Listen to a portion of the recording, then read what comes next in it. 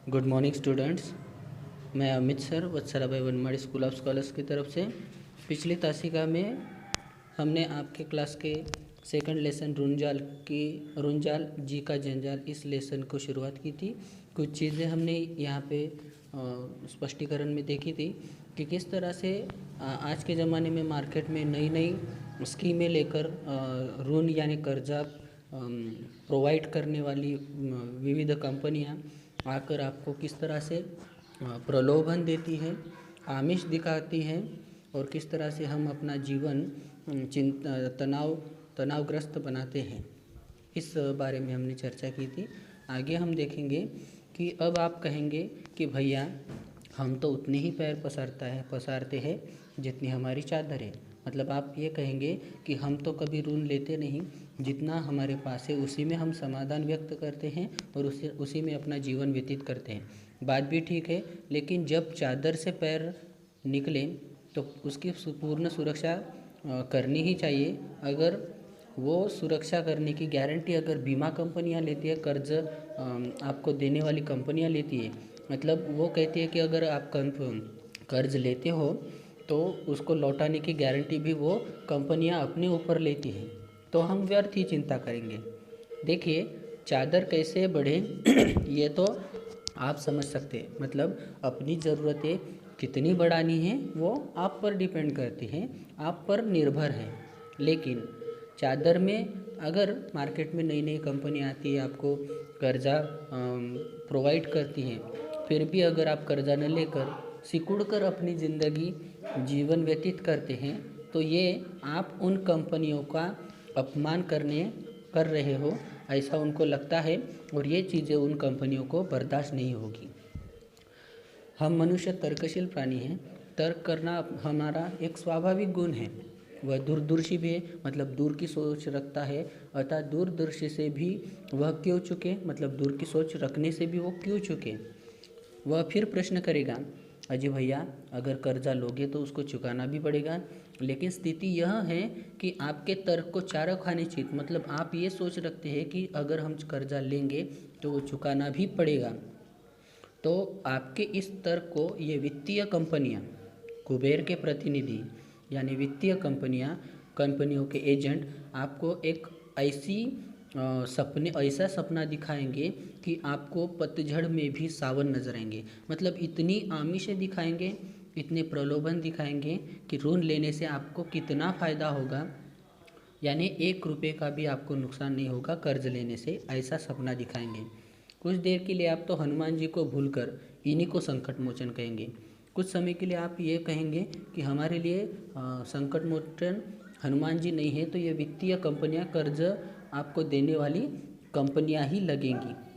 ऊपर से पत्नी भी आपको समझाएगी कि कर्ज लौटाने भी तो पड़ेगा, लेकिन कौन सा आज लौटाना है। आपके फैमिली मेम्बर आपको कहेंगे, आपकी पत्नी कहेंगी कि अगर हम कर्जा लेंगे तो आज के आज ही थोड़ी चुकाना है, या कल के कल ही थोड़ी ना चुकाना है। कल किसने देखा, फिर आज क्यों ना भोगा जाए। मतलब कल ज़िंदगी का क्या भरोसा, कल किसने देखा। तो आज अगर हमें कोई कंपनियां कर्जा देती है, हमें सुख प्रोवाइड करती है, तो उस सुख का आनंद क्यों न ले। उसमें ये कहा है, भूत का मिलता नहीं है चोर, कौन जाने भावी किस ओर। आज तो वर्तमान की लूट है, मनोबल कहीं न जाए टूट। अपने तर्क में आपकी पत्नी भी यह कहेंगी कि कल किसने देखा। ये बोलेगी कि ऋण सुविधा से बिरादरी में नाक तो उचनी। वो आपको तरह तरह के सलाह देंगी कि अगर हम कर्ज लेंगे तो हमारी सोसाइटी में, हमारे समाज में हमारी नाक, हमारी प्रतिष्ठा ऊंची हो जाएंगी, मोहल्ले वालों पर हमारा रौब जमेगा। आप भी ये सोचने लगेंगे कि इसलिए ये ऋण ले लेंगे या कर्जा ले लेंगे कि बिन बुलाए अगर मेहमान भले ही हमारे आंखों में खटकता हो, लेकिन दरवाजे पर आए लक्ष्मी का स्वागत करना ही चाहिए। इस तर्क को आप मानकर वो ऋण लेने के लिए तैयार हो जाएंगे। उस समय आपको चार्वाक के दर्शन का एक निम्न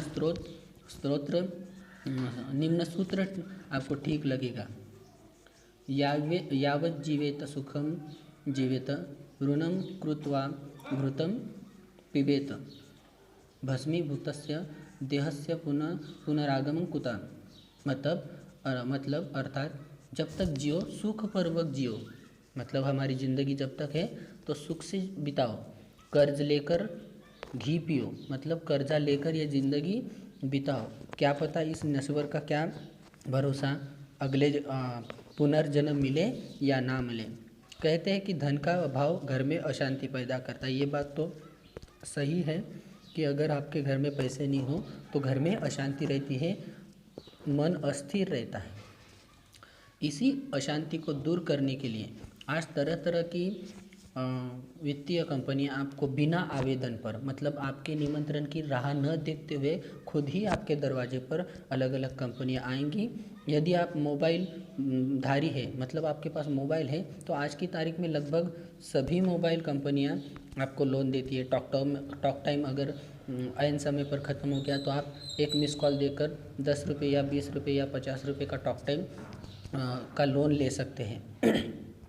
ही झूठी सच्ची आय, पैन कार्ड आदि के आधार पर ऋण देने को तत्पर हैं। ये सारी मोबाइल कंपनियां आपको इन झूठे आपकी इनकम, आपका पैन कार्ड या आपका जो भी कमाने का साधन है, इनके आधार पर आपको ऋण यानी कर्जा देने के लिए हमेशा तैयार रहते हैं। आपको सहमति में सिर्फ सर हिलाना है, यानी आप कर्जा लेने की आपकी तैयारी दर्शानी है।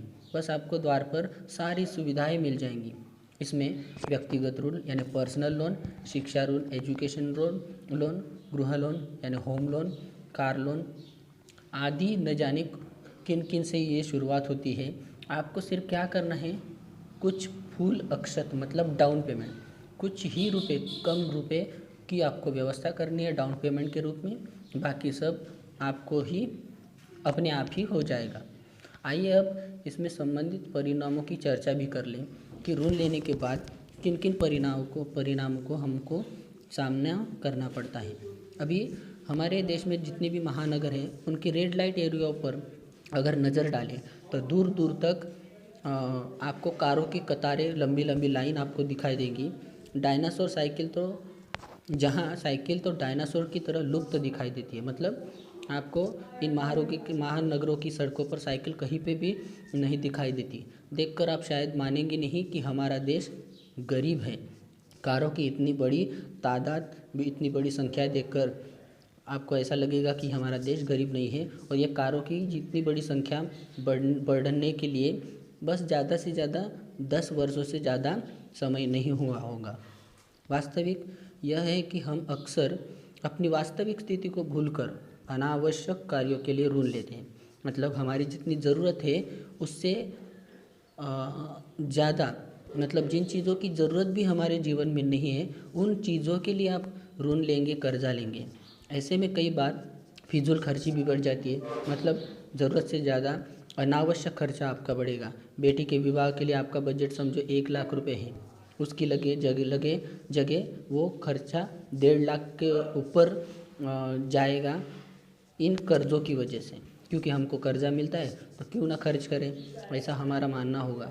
भले ही न्यायालयों ने, मतलब कोर्ट ने ऋण वसूली के लिए उत्पीड़न को मनाही कर दी है। मतलब न्यायालय ने आदेश दिया है कि कोई भी कंपनी कर्जा वसूलने के लिए किसी पर दबाव नहीं डालेंगी। तो आप चिंतित रहते ही हैं, फिर भी आपको चिंता रहती है। भले ही कोर्ट ने आपको थोड़ी सी मुदत दी है, या ये कहेंगे कि कोर्ट ने भले ही आपके बाजू में एक निर्णय दिया है कि कोई भी कंपनी आपके ऊपर दबाव नहीं डाल सकती कर्जा वसूलने के लिए, लेकिन किस्ता जमा करने के लिए आपकी स्थिति में टीवी के चित्र बेरंगे, फ्रिज की शीतलता उष्ण और कार की गति साइकिल से भी धीमी लगने लगेगी। मतलब आप चिंता में ही अपना जीवन व्यतीत करेंगे कि हमें इस चीज़ की, टीवी की किस्त भरनी पड़ेगी, फ्रिज की किस्त भरनी पड़ेगी या कार की किस्त भरनी पड़ेगी। ऐसे में आपको आपकी